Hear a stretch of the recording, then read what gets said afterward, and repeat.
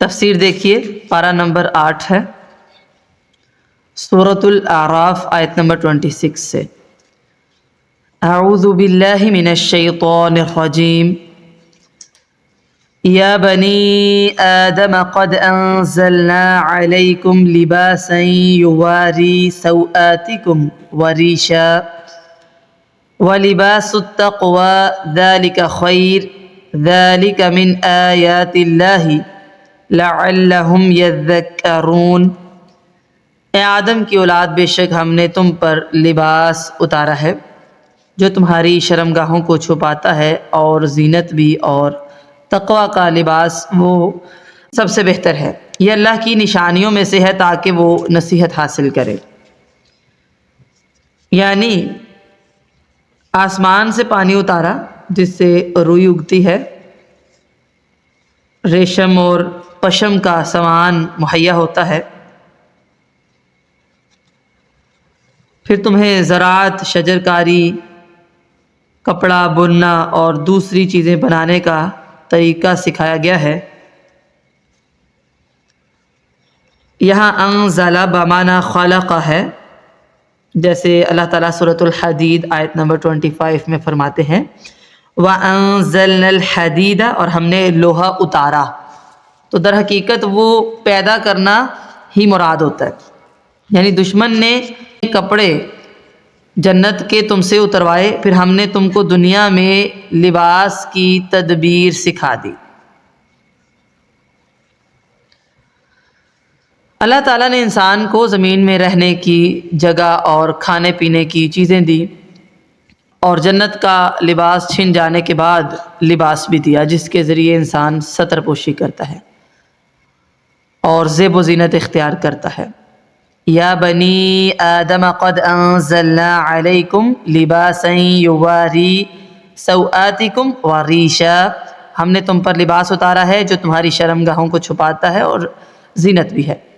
لیکن بہرحال یاد رکھنے والی بات یہ ہے وَلِبَاسُ التَّقْوَى ذَلِكَ خَيْرٌ، تقوی کا لباس یہ بہت بہتر ہے، اور یہ اللہ کی نشانیوں میں سے ہے تاکہ وہ نصیحت حاصل کریں۔ ذَلِكَ مِنْ آیَاتِ اللَّهِ لَعَلَّهُمْ يَذَّكَّرُونَ، لیکن اصل چیز ہے کہ انسان نصیحت حاصل کرے۔ ان نعمتوں کا تقاضا یہ ہے کہ انسان اللہ پر ایمان لائے، گناہوں سے توبہ کرے اور تقوی کی راہ کو اختیار کرے۔ اسی لیے اللہ تعالیٰ نے اس کے بعد فرمایا کہ آدمی اگر تقوی کا لباس زیب تن کرے تو یہ اس کے لیے ہر طرح سے بہتر ہے۔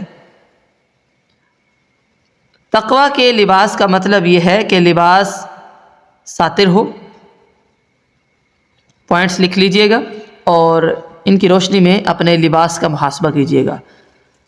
باریک نہ ہو، ساتر ہو، شفاف نہ ہو کہ پہننے کے باوجود جسم نظر آئے، لباس فخر والا، تکبر والا نہ ہو، نہ ہی اس کا دامن دراز ہو اور نہ اپنی حیثیت سے کم تر درجے کا اور گندا ہو۔ یعنی اعتدال والا لباس جو ہے وہ پہننا ہے، نہ بہت گندا ہو، بہت کم تر ہو، اور نہ ہی فخر اور تکبر والا ہو، کیونکہ یہ سب باتیں تقوی کے خلاف ہیں۔ اسی طرح لباس ایسا بھی نہ ہو کہ مرد عورتوں کا لباس پہن کر عورت بننے کی کوشش کریں، اور عورتیں مردوں جیسا لباس پہن کر مرد بننے کی کوشش کریں، کیونکہ اس سے ان کی اپنی اپنی جنس کی توہین ہوتی ہے۔ مرد ریشمی لباس نہ پہنے، اسی طرح اپنا لباس چھوڑ کر کسی غیر مسلم قوم کی نقالی نہیں کرنی، کیونکہ غیر مسلموں کی تہذیب اور ان کا لباس اختیار کرنے سے جہاں مسلمانوں کا قومی تشخص مجروح ہوتا ہے، وہاں یہ بات بھی سمجھ آتی ہے کہ انسان ان سے مرعوب ہے، اس لیے ان کی نقالی کر رہا ہے۔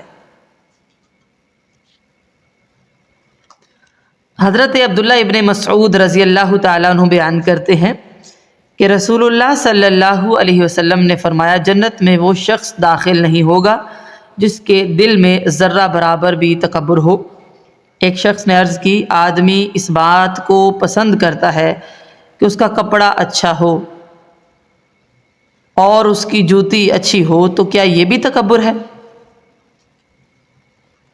تو آپ صلی اللہ علیہ وسلم نے فرمایا اللہ تعالیٰ خوبصورت ہے اور وہ خوبصورتی کو پسند کرتا ہے۔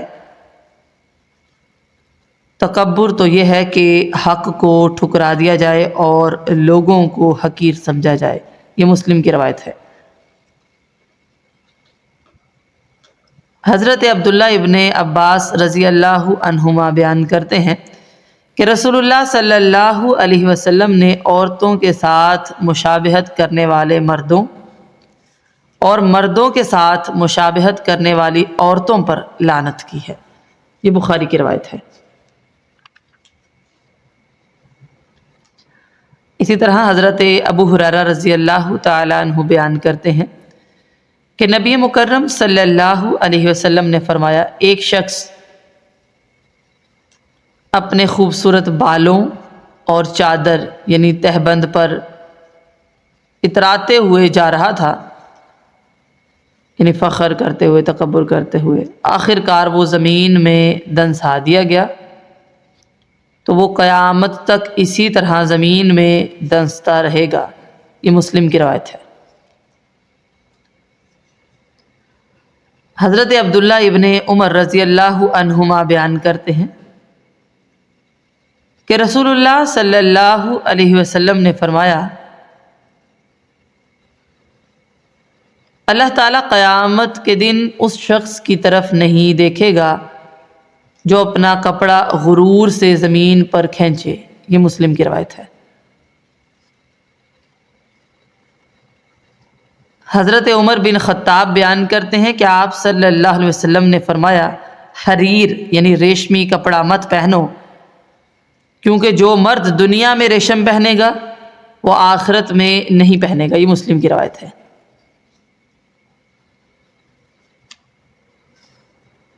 اسی طرح رسول اللہ صلی اللہ علیہ وسلم نے فرمایا جہنمیوں کی دو قسمیں ایسی ہیں جن کو میں نے نہیں دیکھا۔ ایک وہ قوم جن کے پاس گائے کی دموں کی طرح کوڑے ہوں گے جن سے وہ لوگوں کو ماریں گے۔ دوسری قسم وہ عورتیں جو کپڑا پہننے کے باوجود ننگی ہوں گی، سیدھی راہ سے بہکنے والی اور دوسروں کو بہکانے والی۔ ان کے سر بختی اونٹ کی کوہان کی طرح ہوں گے، یعنی اونچے جوڑے کرنا۔ ایسی عورتیں جنت میں داخل نہیں ہوں گی بلکہ جنت کی خوشبو بھی ان کو نصیب نہیں ہوگی، حالانکہ جنت کی خوشبو اتنی اور اتنی مسافت سے آتی ہوگی۔ یہ مسلم کی روایت ہے۔ وَلِبَاسُ التَّقْوَى ذَلِكَ خَيْرٌ، یعنی اس ظاہری لباس کے علاوہ جس سے تم صرف بدن کو ڈھانپتے ہو یا پھر زینت کا کام لیتے ہو، ایک اور معنوی لباس بھی ہے جو ہر لباس سے بہتر ہے، لہٰذا تمہیں اس کا اہتمام کرنا چاہیے۔ وہ ہے تقویٰ، پرہیزگاری، اللہ کا ڈر، اللہ کا خوف۔ یہ ایک ایسی چیز ہے، ایک ایسا عمل ہے کہ ہم سے تمام گناہ جو ہے وہ دور کر دیتا ہے جب ہمارے دلوں کے اندر اللہ کا ڈر آ جاتا ہے۔ ایمان اور عمل صالح کا لباس، ٹھیک ہے؟ تو اس سے مراد کپڑا نہیں ہے کہ کوئی موٹا کپڑا ہو، نہیں، اس سے مراد تقویٰ ہے کہ انسان کے اندر اللہ کا ڈر ہو، خوف ہو، ایمان ہو، عمل صالح ہو، یہ مراد ہے۔ وَلِبَاسُ التَّقْوَى ذَلِكَ خَيْرٌ، اور یہ تقویٰ کا لباس زیادہ بہتر ہے۔ ذَلِكَ مِنْ آیَاتِ اللَّهِ لَعَلَّهُمْ يَذَّكَّرُونَ، اور یہ اللہ کی نشانیوں میں سے ہے تاکہ وہ لوگ نصیحت حاصل کریں اور اللہ تعالیٰ کی اس بہت بڑی نعمت کی قدر کریں، یعنی لباس کی، یا پھر نصیحت یہ حاصل کریں کہ برے کاموں سے بچ جائیں۔ یا بنی آدم لا يفتننكم الشيطان كما أخرج أبويكم من الجنة ينزع عنهما لباسهما ليريهما سوآتهما إنه يراكم هو وقبيله من حيث لا ترونهم إنا جعلنا الشياطين اولیاء للذین لا یؤمنون۔ اے آدم کی اولاد، کہیں شیطان تمہیں فتنے میں نہ ڈال دے، جس طرح اس نے تمہارے ماں باپ کو جنت سے نکال دیا، وہ دونوں سے ان کے لباس اتارتا تھا تاکہ دونوں کو ان کی شرمگاہیں دکھائے، بے شک وہ اور اس کا قبیلہ تمہیں وہاں سے دیکھتے ہیں جہاں سے تم انہیں نہیں دیکھتے، بے شک ہم نے شیطانوں کو ان لوگوں کے دوست بنایا ہے جو ایمان نہیں رکھتے۔ شیطان کی کوشش یہ ہے کہ تم جنت میں نہ جا سکو، جیسا کہ اس نے تمہارے ماں باپ کو جنت سے نکال دیا۔ اس کے لیے وہ بے پردگی کو اور بے لباس ہونے کو عام کرتا ہے تاکہ بے حیائی اور بدکاری پھیل جائے۔ دیکھنا کہیں اس فتنے میں مبتلا ہو کر جنت سے محروم نہ ہو جانا۔ تو اس آیت کریمہ میں اللہ تعالیٰ نے انسان کو چند حقائق سے آگاہ فرمایا ہے۔ ایک یہ کہ شیطان کے مکر و فریب سے ہوشیار رہیں۔ اگر وہ تمہارے باپ کو فریب سے اور سبز باغ دکھا کر جنت سے نکلوا سکتا ہے تو تمہارے ساتھ وہ کیا کچھ نہیں کر سکتا۔ دوسرا یہ کہ شیطان کا سب سے پہلا وار یہ ہوتا ہے کہ انسانوں کو فحاشی میں مبتلا کر دے، بے حجابی کو عام کر دے، شرم و حیا کو تار تار کرے، اور تیسرا یہ کہ تمہارا دشمن تمہیں دیکھ رہا ہوتا ہے جبکہ تم اسے نہیں دیکھ سکتے، اور ظاہر ہے کہ ایسا دشمن اپنے مد مقابل انسان پر وار اس وقت کرے گا جب وہ انسان غفلت میں ہو، اور اس کا یہ وار شدید تر ہوگا۔ چوتھا یہ کہ اس کا وار صرف ان لوگوں پر چل سکے گا جو اللہ کی یاد سے غافل ہوں گے، کیونکہ اللہ کو یاد کرنے والے اور اس کی فرما برداری کرنے والے ایک ایسی پناہ میں آ جاتے ہیں جہاں سے وہ تو شیطانوں کو دیکھتے ہیں، یعنی ان کی چالوں کو سمجھ جاتے ہیں، مگر شیطان انہیں نہیں دیکھ پاتے، یعنی معاملہ بالکل الٹ ہو جاتا ہے۔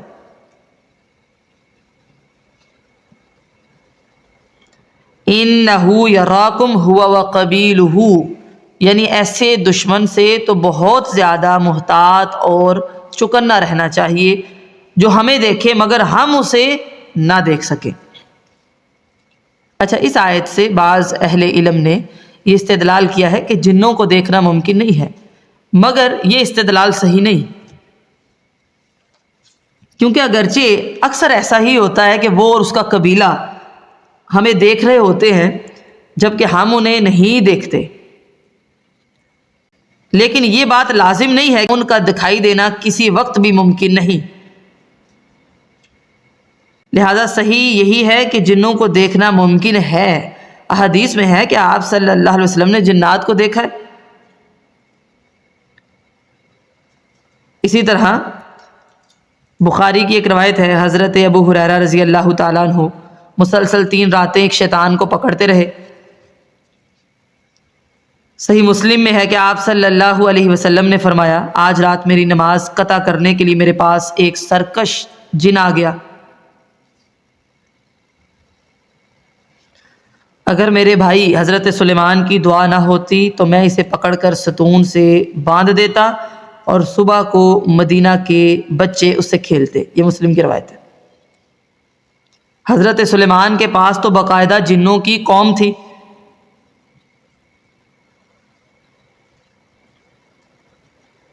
ہاں، یہ بات کہی جا سکتی ہے کہ اصل شکل دیکھنے کا دعویٰ نہیں کیا جا سکتا، ٹھیک ہے، بعض نے یہ بھی کہا ہے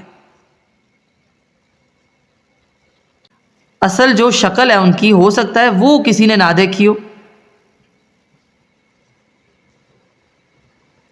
ہاں احادیث سے ثابت شدہ بات مقدم ہے کہ آپ صلی اللہ علیہ وسلم نے جنوں کو دیکھا ہے.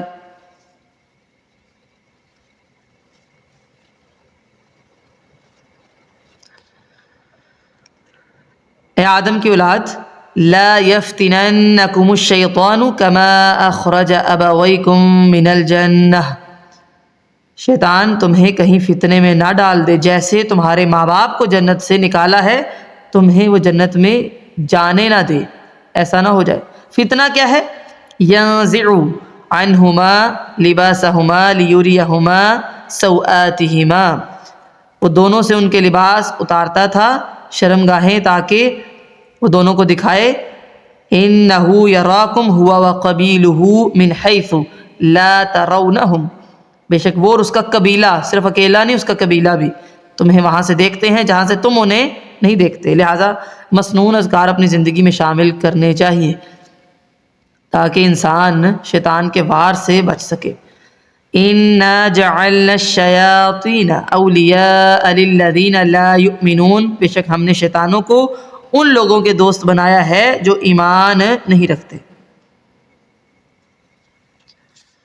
وَإِذَا فَعَلُوا فَاحِشَةً قَالُوا وَجَدْنَا عَلَيْهَا آبَاءَنَا وَاللَّهُ أَمَرَنَا بِهَا قُلْ إِنَّ اللَّهَ لَا يَأْمُرُ بِالْفَحْشَاءِ أَتَقُولُونَ عَلَى اللَّهِ مَا لَا تَعْلَمُونَ، اور جب وہ کوئی بے حیائی کرتے ہیں تو کہتے ہیں ہم نے اپنے باپ دادا کو اس پر پایا اور اللہ نے ہمیں اس کا حکم دیا. کہہ دیجئے بے شک اللہ تعالیٰ بے حیائی کا حکم نہیں دیتا. کیا تم اللہ کے ذمہ وہ بات لگاتے ہو جو تم جانتے نہیں؟ یہاں فاحشتاً اور بالفحشاء سے مراد وہ عبادات ہیں جو انہوں نے از خود ایجاد کر لی تھی. مثلا ان کے مرد اور عورتیں ننگے ہو کر طواف کرتے تھے اور کہتے کیا تھے کہ جن کپڑوں میں ہم گناہ کرتے ہیں ان میں طواف کیسے کریں، اس لیے ہم لباس اتار دیتے ہیں. اس کے علاوہ اپنی بے حیائی اور بدکاری پر قائم رہنے کے وہ دو عذر بیان کرتے تھے. ایک کہ ہم نے اپنے بڑوں کو ایسا کرتے ہوئے پایا ہے، دوسرا کہ اللہ تعالیٰ نے اس کا حکم دیا ہے. حیران کن بات ہے. پہلی بات یعنی اپنے بڑوں کو ایسا کرتے ہوئے پانے کی چونکہ درست تھی، اس لیے یہاں اس کی نفی نہیں کی گئی. یہ بات ہے کہ ان کے جو آباء و اجداد تھے وہ بھی گناہ ہی کرتے رہے، لہذا اس کی نفی نہیں کی گئی. ہاں دوسری کئی آیات میں بتایا گیا ہے کہ باپ دادا کے نقش قدم پر چلتے رہنا کوئی دلیل نہیں ہے. جیسے سورۃ البقرہ آیت نمبر 170 یعنی 170 میں آپ یہ مضمون پڑھ چکے ہیں. سورہ مائدہ آیت نمبر 104 میں بھی. دوسرا عذر ان کا کیا تھا کہ ہمیں اللہ نے ایسا کرنے کا حکم دیا ہے. یہ بالکل غلط بات تھی، یہ اللہ پر جھوٹ باندھنا ہے. خود ان کی حالت یہ تھی کہ ننگے ہو کر طواف کرتے اور اس کو معیوب بھی تصور نہیں کرتے. بلا جھجک رفع حاجت کے لیے بیٹھ جانا، محفل میں کسی کا سطر کھل جانا اور اس کو عیب نہ سمجھنا. اور شرمناک فعل یہ تھا کہ طواف کرتے ہوئے بھی وہ ننگے ہوتے تھے. عورتیں بھی اس شرمناک فعل میں مردوں سے 2 ہاتھ آگے تھیں. حضرت عبداللہ ابن عباس رضی اللہ عنہما بیان کرتے ہیں کہ ایام جاہلیت میں عورت برہنہ ہو کر بیت اللہ کا طواف کرتی اور کہتی جاتی الیوم یبدو بعضہ او کلہ، آج میرے جسم کا کچھ حصہ یا سارا جسم ہی ننگا ہوگا. وما بدا منہ فلا احلہ، اور جو ننگا ہوگا اسے میں کسی کے لیے حلال قرار نہیں دوں گی. تو یہ آیت نازل ہوئی سورۃ الاعراف آیت نمبر 31، خذوا زینتکم عند کل مسجد، ہر نماز کے وقت اپنی زینت لے لو، اسی بارے میں نازل ہوئی. یہ مسلم کی روایت ہے. لہٰذا یہ بری رسومات فتح مکہ کے بعد اللہ کے حکم سے ختم کر دی گئی۔ 9 ہجری میں آپ صلی اللہ علیہ وسلم نے حضرت ابو بکر کو امیر حج بنا کر بھیجا، اور بعد میں مزید تاکید کے طور پر حضرت علی کو بھیجا۔ چنانچہ حج کے اجتماع میں جو عام اعلان کیا گیا اس کے 2 اہم نکات یہ تھے کہ اس سال کے بعد کوئی مشرک بیت اللہ میں داخل نہیں ہو سکتا، اور دوسرا یہ کہ آئندہ کوئی ننگا ہو کر بیت اللہ کا طواف نہیں کر سکتا۔ یہ بخاری کی روایت ہے۔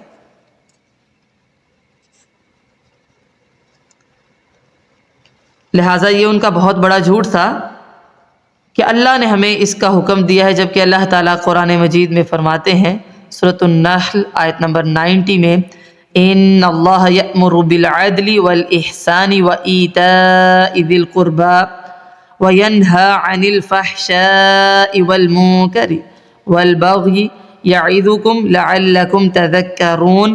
بے شک اللہ تعالیٰ عدل اور احسان اور قرابت والوں کو دینے کا حکم دیتا ہے، اور اللہ تعالیٰ تو بے حیائی، برائی اور سرکشی سے منع کرتا ہے۔ وہ کیسے حکم دے سکتا ہے برائی کا اور بے حیائی کا؟ وہ تمہیں نصیحت کرتا ہے تاکہ تم نصیحت حاصل کرو۔ حضرت عبداللہ ابن مسعود رضی اللہ تعالیٰ عنہ بیان کرتے ہیں کہ رسول اللہ صلی اللہ علیہ وسلم نے فرمایا، اللہ سے زیادہ غیرت والا کوئی نہیں، غیرت ہی کی وجہ سے اس نے تمام بے حیائیوں کو حرام کر دیا ہے۔ یہ بخاری کی روایت ہے۔ اتقولون علی اللہ ما لا تعلمون، اس آیت میں ان لوگوں کے لیے بھی سخت تنبیہ ہے جو محض باپ دادا کی رسموں کو دین سمجھ کر ان پر عمل کرنے کو ثواب سمجھتے ہیں۔ جب کوئی دلیل دی جاتی ہے تو وہ کہتے ہیں کہ ہم نے اپنے آباء و اجداد کو دیکھا تھا، وہ یہی کرتے تھے اس لیے ہم بھی کرتے ہیں، لہذا یہ کوئی دلیل نہیں ہے۔ قل امر ربی بالقسط واقیموا وجوہکم عند کل مسجد وادعوہ مخلصین لہ الدین کما بدأکم تعودون، کہہ دیجئے میرے رب نے انصاف کا حکم دیا ہے، اور اپنے رخ ہر نماز کے وقت سیدھے رکھو اور اس کے لیے دین کو خالص کرتے ہوئے اس کو پکارو، جس طرح اس نے تمہاری ابتدا کی اسی طرح تم دوبارہ پیدا ہوگے، لہذا تم اس کی پیروی کرو۔ قل امر ربی بالقسط، اللہ تعالیٰ نے تو انصاف کا حکم دیا ہے۔ القسط، انصاف سے مراد توحید ہے یہاں پر۔ پھر بے حیائی اور بدکاری سے بچنا ہے، کیونکہ سب سے بڑا ظلم اللہ کے ساتھ شرک ہے۔ ان الشرک لظلم عظیم، سورہ لقمان آیت نمبر 13۔ پھر کسی انسان کی جان، مال یا عزت برباد کرنا بہت بڑا ظلم ہے، اور سب سے بڑا انصاف اللہ تعالیٰ کی توحید کی شہادت ہے، جیسا کہ اللہ تعالیٰ سورہ آل عمران آیت نمبر 18 میں فرماتے ہیں، شہد اللہ انہ لا الہ الا هو والملائکۃ وَأُولُو الْعِلْمِ قَائِمًا بِالْقِسْطِ، اللہ تعالیٰ نے گواہی دی کہ بے شک حقیقت یہ ہے کہ اس کے سوا کوئی معبود نہیں، اور فرشتوں نے بھی اور علم والوں نے بھی، اس حال میں کہ وہ انصاف پر قائم ہے۔ وَأَقِیمُوا وُجُوهَکُمْ عِندَ كُلِّ مسجد، مسجدن سے مصدر میمی، ظرف زمان اور ظرف مکان تینوں مراد ہو سکتے ہیں۔ اگر یہ مصدر میمی ہو تو اس کا معنی سجدہ بھی ہے اور نماز بھی، کہ نماز کے وقت اپنا رخ سیدھا کر لو، جیسے رکعتن کا معنی رکوع بھی ہے، اور نماز میں قیام، رکوع، قومہ، سجدہ اور قرات وغیرہ کے مجموعے کو بھی رکعتن کہا جاتا ہے، اور سجدہ بھی اور قیام بھی، یعنی جز بول کر کل مراد لیا جاتا ہے، تو معنی ہوگا ہر نماز میں اپنا رخ سیدھا کر لو۔ ویسے تو مسجد کو مسجد ہی کہتے ہیں نا ہم، لیکن تینوں معنی مراد ہو سکتے ہیں۔ ایک ہر نماز کے وقت اپنا رخ سیدھا کر لو، ٹھیک ہے؟ اور اگر مراد ہے ظرف زمان تو ہر سجدے یا نماز کے وقت اپنا رخ سیدھا کرنا ہے، اور اگر اس سے مراد ہے ظرف مکان تو ہر سجدے یا نماز کی جگہ اپنا رخ سیدھا کرنا ہے، یہ مراد ہے، یعنی قبلہ کی طرف، یا جیسے اللہ کے رسول صلی اللہ علیہ وسلم نے حکم دیا ہے۔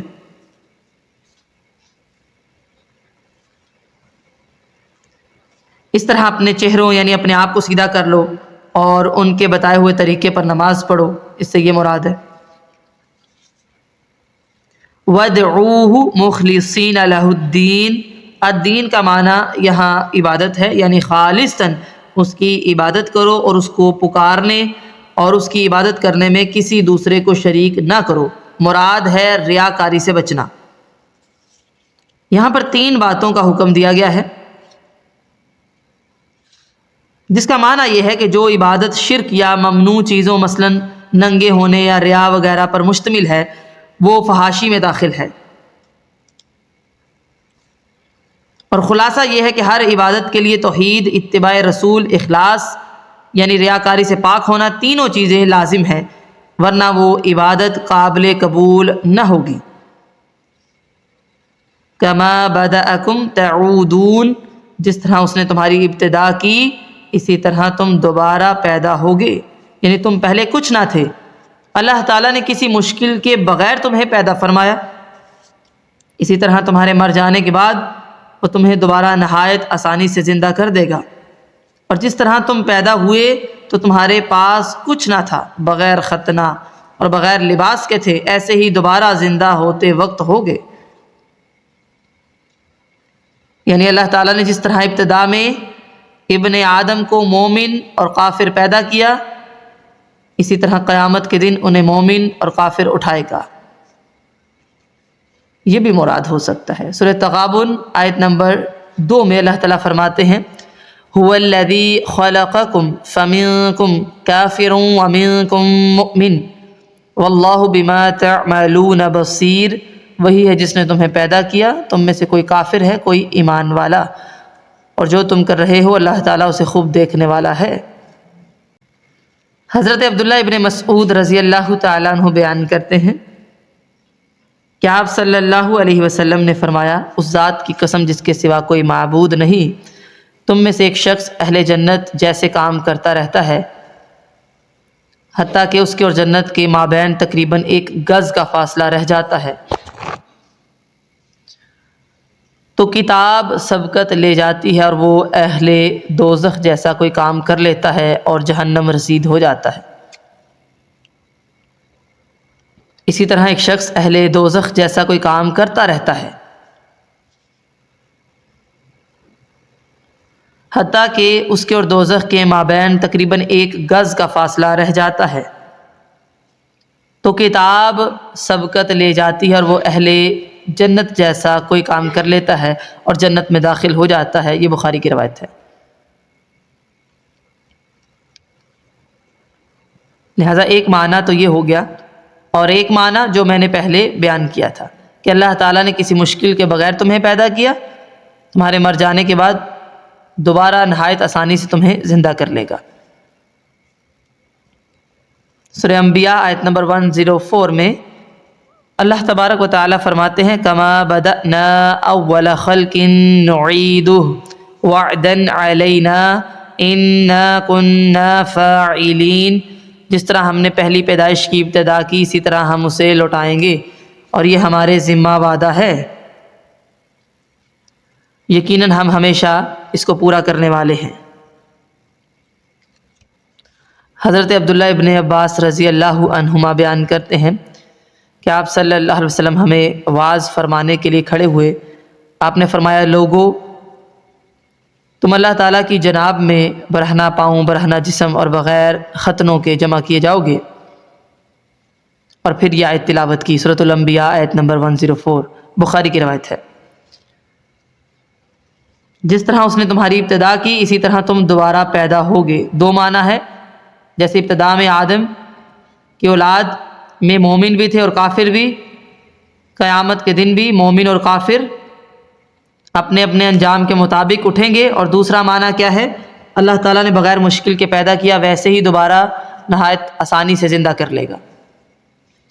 اسی طرح اس آیت میں وَأَقِیمُوا وُجُوهَکُمْ عِنْدَ كُلِّ مسجد، مسجد سے مراد 3 طرح کے معنی ہے۔ مصدر میمی ہو تو سجدہ، نماز، ظرف زمان ہو ہر سجدے یا نماز کا وقت، ظرف مکان ہو ہر سجدے یا نماز کی جگہ، اپنا رخ سیدھا کرنا مراد ہے۔ تو سب سے پہلے اللہ تعالیٰ نے کیا فرمایا کہ میرے رب نے انصاف کا حکم دیا ہے، آپ کہہ دیجئے، اور اپنے رخ ہر نماز کے وقت سیدھے رکھو، پہلی چیز۔ دوسرا نقطہ، اور اس کے لیے دین خالص کرتے ہوئے اس کو پکارو، اور تیسرا نقطہ، جس طرح اس نے تمہاری ابتدا کی اسی طرح تم دوبارہ پیدا ہوگے۔ فریقا ہدی وفریقا حق علیہم الضلالہ انہم اتخذوا الشیاطین اولیاء من دون اللہ ویحسبون انہم مہتدون۔ ایک گروہ کو اس نے ہدایت دی اور ایک گروہ ان پر گمراہی ثابت ہو چکی، بے شک انہوں نے اللہ کو چھوڑ کر شیطانوں کو دوست بنا لیا اور سمجھتے ہیں کہ یقیناً وہ ہدایت پانے والے ہیں۔ ایک گروہ یعنی مومن جن کو یہ توفیق حاصل ہوئی کہ وہ سیدھے راستے پر چلتے ہیں، اور ایک گروہ یعنی کافر جن پر گمراہی ثابت ہو گئی۔ اور ہدایت تو اسے ملتی ہے جو اللہ کی طرف رجوع کرے، حق کی تلاش میں جدوجہد کرے۔ سورہ شورى آیت نمبر 13 میں اللہ تعالیٰ فرماتے ہیں اللہ یجتبی الیہ من یشاء ویہدی الیہ من ینیب، اللہ اپنی طرف چن لیتا ہے جسے چاہتا ہے اور اپنی طرف راستہ اسے دیتا ہے جو رجوع کرے۔ سورہ الرعد آیت نمبر 27 میں اللہ تبارک و تعالیٰ فرماتے ہیں قل ان اللہ یضل من یشاء ویہدی الیہ من اناب، کہہ دیجئے بے شک اللہ گمراہ کرتا ہے جسے چاہتا ہے اور اپنی طرف اسے راستہ دیتا ہے جو رجوع کرے۔ حضرت علی رضی اللہ تعالیٰ عنہ بیان کرتے ہیں کہ ہم بقیع میں ایک جنازے کے ساتھ تھے کہ آپ صلی اللہ علیہ وسلم تشریف لائے، آپ بیٹھ گئے اور ہم بھی آپ کے ارد گرد بیٹھ گئے۔ آپ کے پاس ایک چھڑی تھی، آپ سر جھکا کر بیٹھے اور چھڑی سے زمین پر لکیریں لگانے لگے۔ پھر آپ نے فرمایا تم میں سے کوئی ایسا نہیں، کوئی جان ایسی نہیں ہے جس کا ٹھکانہ اللہ نے جنت میں یا جہنم میں نہ لکھ دیا ہو، اور یہ نہ لکھ دیا ہو کہ یہ نیک بخت ہے یا بدبخت۔ ایک شخص بولا یا رسول اللہ پھر ہم اپنے لکھے پر کیوں بھروسہ نہ کر لیں اور عمل کو چھوڑ دیں؟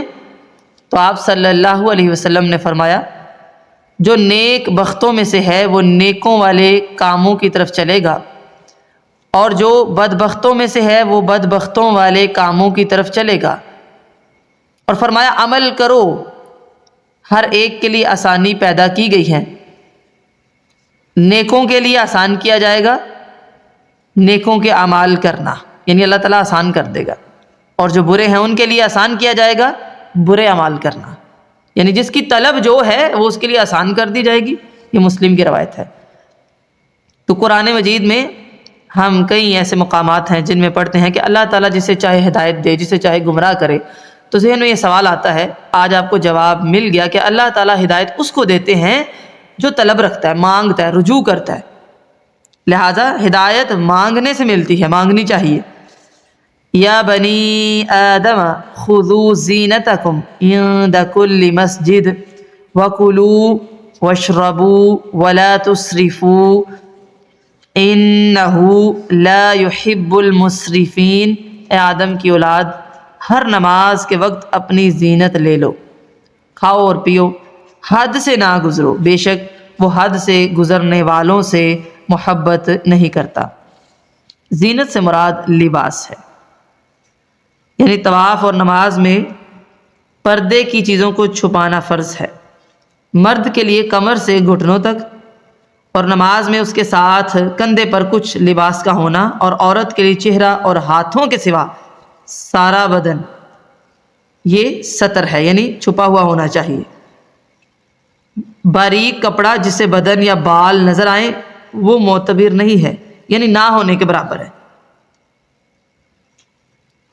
مرد نماز کے لیے جب تیاری کرے اس کے لیے فرض کیا ہے؟ کمر سے لے کر گھٹنوں تک وہ اس سطر کو چھپائے، اور نماز میں اس کے ساتھ کندھے پر کچھ لباس کا ہونا بھی ضروری ہے۔ اور عورت کے لیے کیا حکم ہے؟ چہرہ اور ہاتھوں کے سوا سارا بدن چھپانا ہے، باریک کپڑا بھی نہیں ہونا چاہیے۔ البتہ جمعے کے دن خاص طور پر غسل، خوشبو اور اپنے بہترین لباس پہننے کا حکم دیا ہے۔